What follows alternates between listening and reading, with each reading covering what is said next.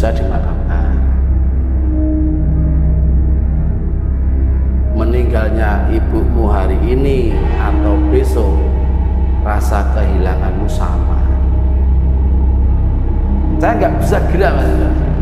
Saya ke posisi miring, udah gini terus, miring terus. Tapi saya melek, tapi saya mau balik nggak bisa.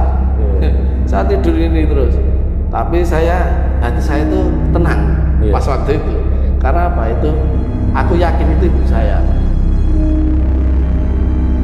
Gambaran itu, rumahnya gede kayak kerajaan itu. Depannya ada yang nunggu kayak nek orang Jawa bilang buto. Gede. Ada rencana.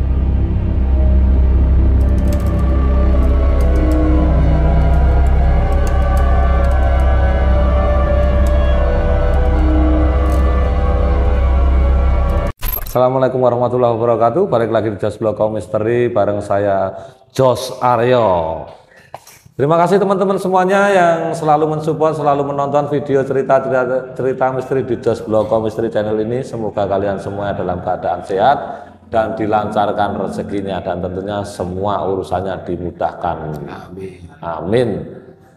Oke teman-teman, tak lupa saya mengucapkan terima kasih kepada Mulya Prima yang sampai saat ini masih selalu mensupport kami di Jos Bloko Misteri, selalu menonton dan komen interaksi dengan Jos Bloko Misteri channel. Dan tentunya itu membuat semangat tim kami Jos Bloko Misteri untuk memproduksi cerita-cerita misteri berikutnya. Dan malam ini kita menghadirkan narasumber Mas Cenil, sebut saja namanya Mas Cenil. Mas Cenil ini tempat tinggal di sebelah timur kota Solo, di sebelah timur Sungai Bengawan Solo.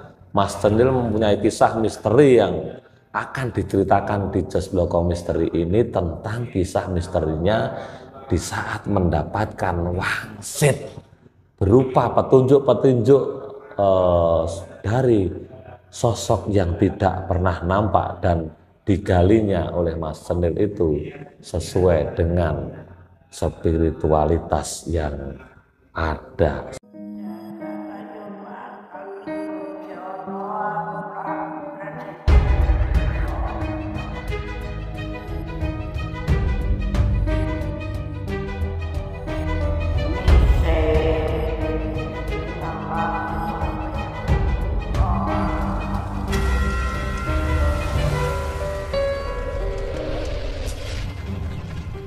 Seperti apa cerita kisah misteri dari Mas Cenil ini? Langsung saja kita sapa Mas Cenil pada malam hari ini. Selamat malam Mas Cenil. Malam. Sehat selalu. Ya. Sehari-hari masih giat aktivitas di kesenian ya Mas Cenil? Masih. Oke. Teman-teman, Mas Cenil ini juga seorang praktisi seniman, pekarya seni juga. Dan kebetulan di waktu luangnya ini Mas Cenil sempat hadir di studio Jos Bloko Misteri. Kisahnya seperti apa Mas Cenil?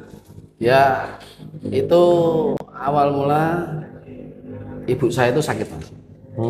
Yaitu sakit, setelah dirawat, diobati secara di rumah, ya obat biasa itu ya.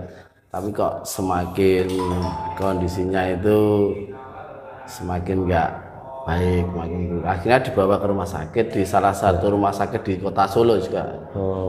Nah itu sebenarnya udah ada kayak firasat yang nggak enak lah gitu. Iya. Ya.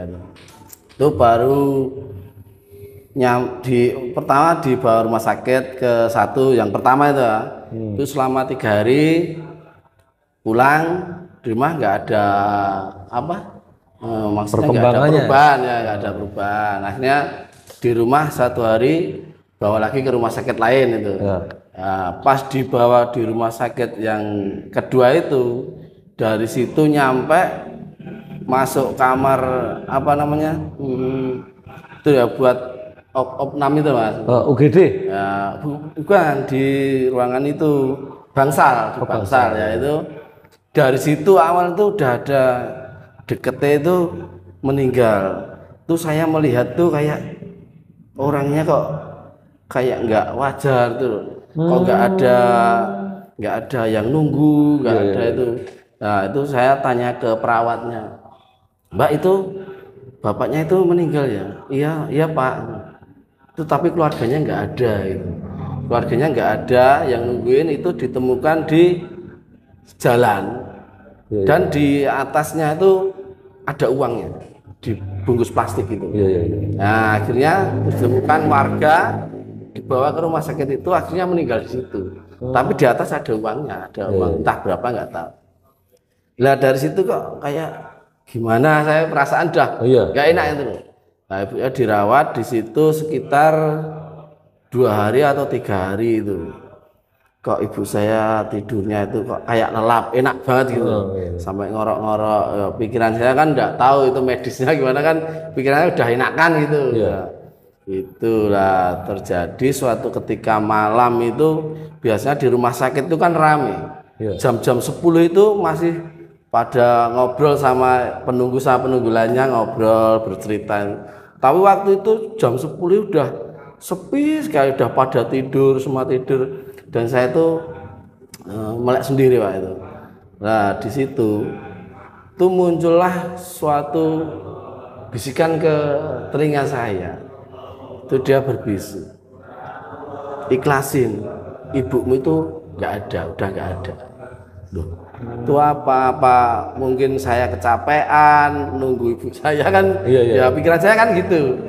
Tapi berlanjut terus itu sampai saya keluar merokok dulu di luar, balik lagi di situ, itu lagi bisikan itu lagi, pokoknya ikhlasin, ibu kamu nggak ada. Dan akhirnya itu saya kan marah Pak. Ya, seorang ibu yang kita sayangi kan, terus ada orang yang bisikin ibu kamu nggak ada, meninggal, pasti siapa yang nggak marah ya? Pasti kan marah. Sampai itu saya keluar ke balkon itu yang di samping itu, di situ itu saya marah, entah itu siapa, mbok itu demit, setan atau apa, saya tantang. Ayo keluar, siapa yang ngomong keluar? Saujud-ujute berarti wong Jawa ya. Saujud-ujute metu, mbok kowe serem, mbok kowe apa metu. Tapi nggak ada yang keluar. Itu tapi terus bisikin satu sampai saya tuh nggak bisa tidur. Nah, terus saya itu akhirnya jam 2 malam saya pulang. Bapak saya nunggu situ, saya pulang istirahat, mungkin pikiran saya saya pasti kecapean gitu. Saya pulang istirahat, dan paginya itu saya balik lagi ke rumah sakit itu. Sampai sana nggak ada 5 menit ibu saya dicek dokter, saya sempat terus keinget tadi malam kok kayak gitu, kondisi ibu saya kayak gini. Apa bener itu saya? Ternyata benar, waktu itu ibu saya nggak ada.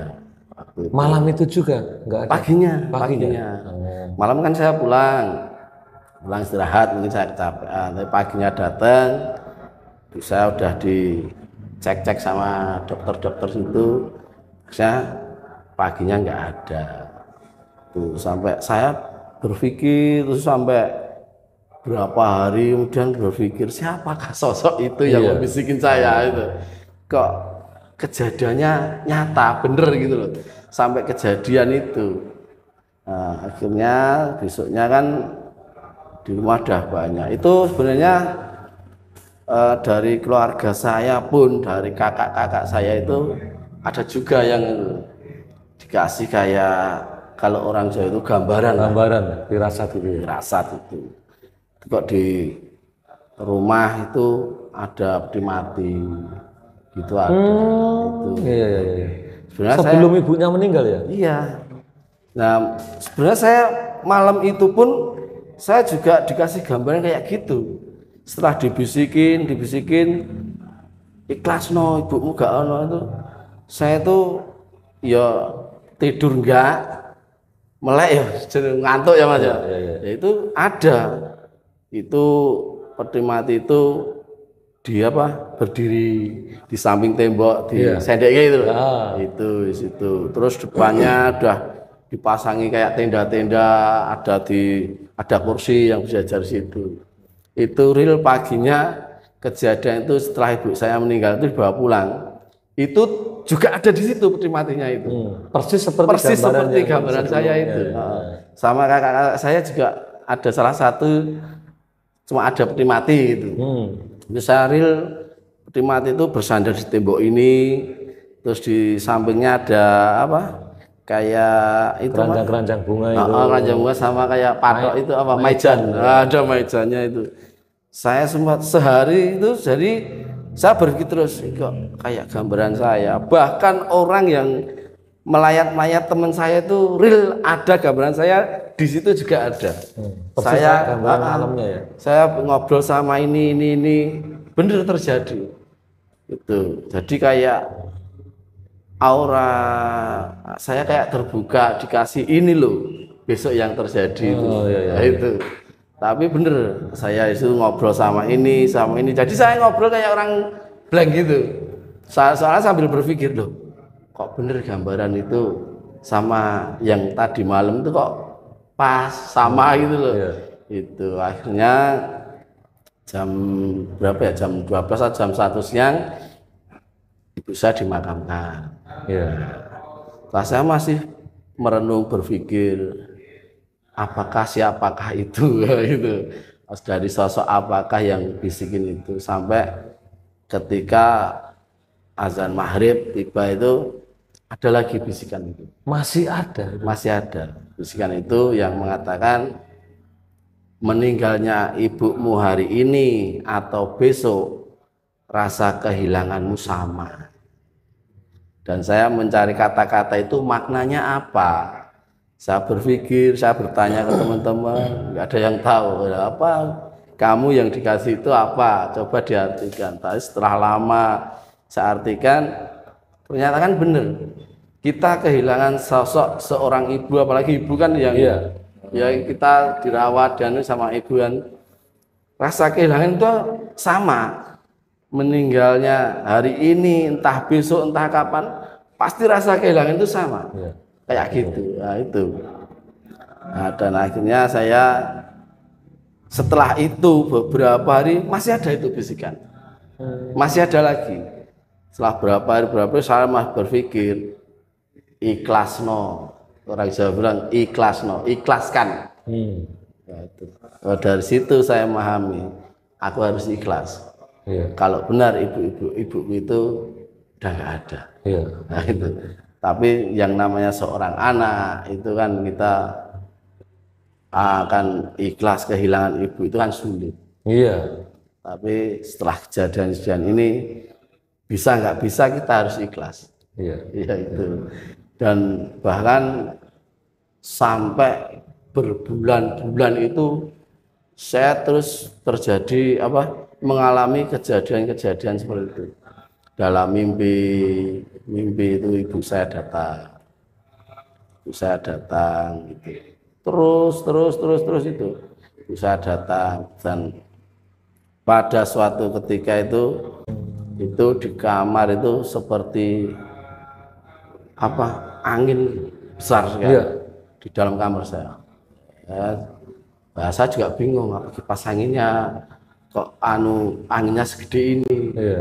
Dan nggak taunya saya pas tidur miring gitu kan, di belakang saya plek kayak orang sedang kalau orang Jawa ngeloni, dikeloni. Tapi meskipun saya nggak lihat nampaknya wujudnya, tapi dalam hati seorang anak saya tahu bahwa itu ibu saya. Saya nggak bisa gerak mas. Saya ke posisi miring udah gini terus, miring terus. Tapi saya melek, tapi saya mau balik nggak bisa. Saya tidur ini terus, tapi hati saya itu tenang pas waktu itu. Karena apa itu? Aku yakin itu ibu saya. Dalam hati saya mengatakan itu ibu saya. Itu. Sampai itu sekitar jam 2:30 kayak angin tadi. Gede itu. Dia pergi pulang. Meskipun saya nggak bisa mengucap, saya nggak bisa bicara dengan dia. Tapi kayak ada perasaan yang connect gitu dari hati itu, dia pamit. Aku pulang dulu, saya pulang dulu ya. Gitu. Nah, dia itu pergi. Sampai itu malah nggak tidur sampai pagi. Saya mikir, Nah, saya tanya ke orang-orang yang mempunyai kelebihan ya, kemampuan yang lebih itu sampai 7 orang lebih itu saya tanya kejadian. Jawabannya sama semua.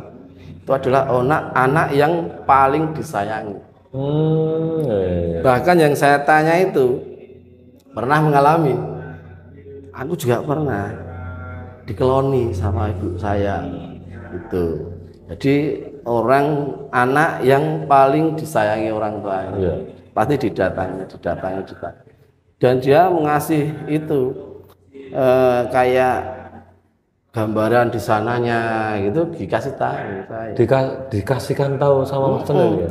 Gambarannya kehidupannya di sana. Saya sampai diajak, ayo, lu kayak orang Jawa nyeluk mbok gitu ya. Iya. Nanti mbok, kemana bu? Ya tak dudoyo omahku. Saya kasih tahu rumah saya sekarang. Iya.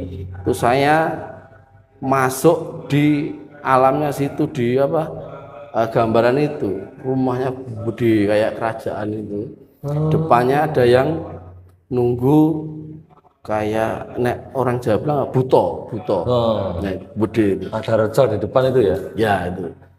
Ya, saya sempat tanya sama Bu, kok bisa masuk ke rumah ini? Padahal di depan ada yang nunggu itu raksasa buto itu yang gede-gede itu. Dia jawabnya, aku mlebu kene dibantu harus sedulurku. Dikasih tahu. Saya masuk dibantu sama saudara saya. Nah, saudaranya itu perempuan juga. Perempuan, rambutnya panjang, pakai pakaian putih-putih, tapi wajahnya nggak kelihatan, rambutnya itu maju.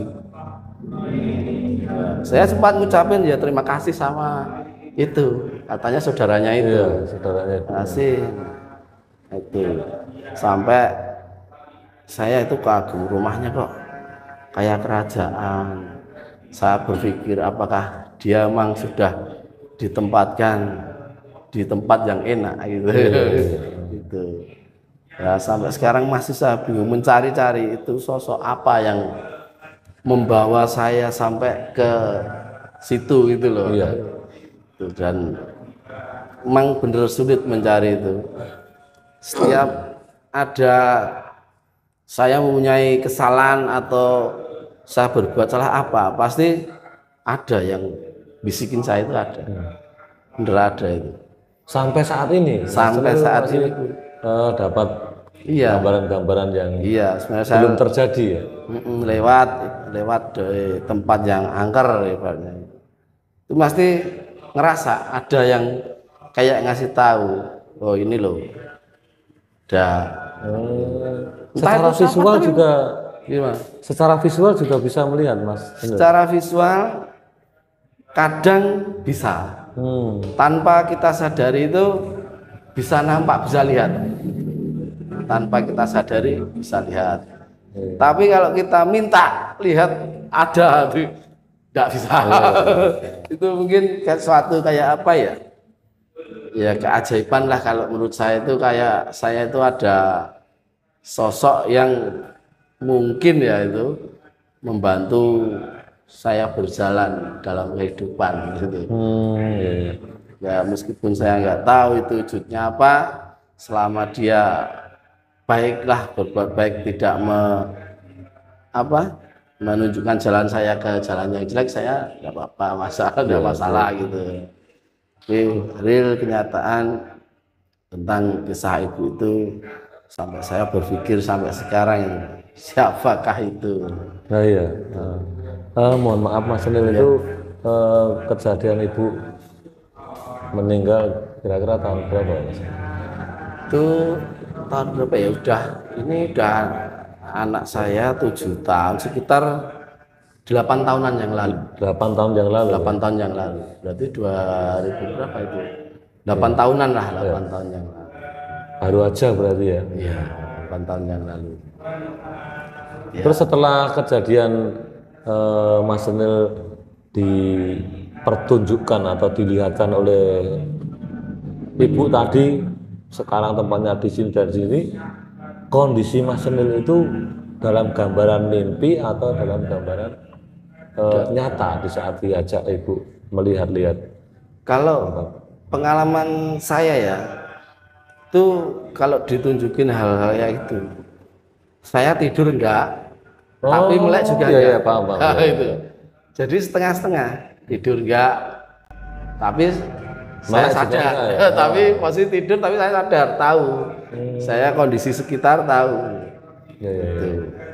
Nah, semenjak itulah saya mengalami hal-hal kayak gitu, pengen mencari, yaitu itu tadi Pak, yang pengen mencari sosok itu siapa, saya pengen tahu. Iya. Tapi sampai saat ini masih menggali nih. Masih menggali itu. Karena lebih peka setelah kejadian itu kan, Iya, lebih peka secara visual, secara pendengaran dengan makhluk-makhluk astral atau makhluk-makhluk halus itu bisa nangkep responnya. iya, ya sedikit-sedikit salah itu.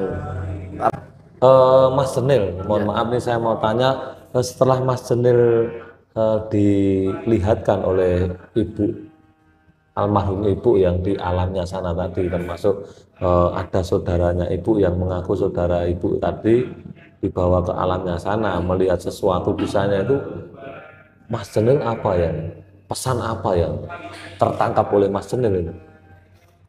Kalau menurut saya itu sosok yang kata ibu saya ini yang menolong saya itu. Iya. Itu kalau penangkapan saya itu adalah amal-amal kita di dunia, amal kebaikan kita, kan yang menolong kita di sana adalah cuma iman amal kita kan. Iya, benar. Mungkin itu lah, kita kalau dijelaskan amal itu apa, orang kan pasti nggak tahu amal itu bentuknya apa, wujudnya kayak apa. Mungkin di dalam kisah ini saya menangkap yang menolong ini adalah amal-amal almarhum ibu. Iya. Sewaktu dia masih hidup. Mungkin kalau saya nangkapnya kayak gitu, bukannya itu wah ini jin apa. Mungkin kan gambaran itu mempunyai pelajaran bagi kita, yaitulah yang menolong saya waktu di alam sana, yaitu saudara saya. Ya penangkap saya, saudara kita adalah iman amal soleh kita. Mungkin itu tanggapan dari saya. Mungkin nggak tahu kalau dari orang-orang lain yang lebih tahu itu apa, kan saya nggak tahu. Tapi untuk efek ke Mas Jenil sendiri nih, efek di fisiknya atau di secara psikologisnya itu merasa terganggu atau bahkan malah nyaman dengan aktivitas-aktivitas sehari-hari setelah Mas Jenil mengalami itu tadi, bisikan-bisikan goib, petunjuk-petunjuk goib, mungkin risi atau bagaimana? Kalau saya sih nyaman-nyaman saja, selama bisikan itu baik buat saya, itu saya nyaman. Mungkin saya ada yang kasih tahu nantinya, kalau ada sesuatu apa yang terjadi pada saya kelak, kalau ada sesuatu yang membahayakan pasti ada yang bisikin. Insya Allah nyaman-nyaman saja itu.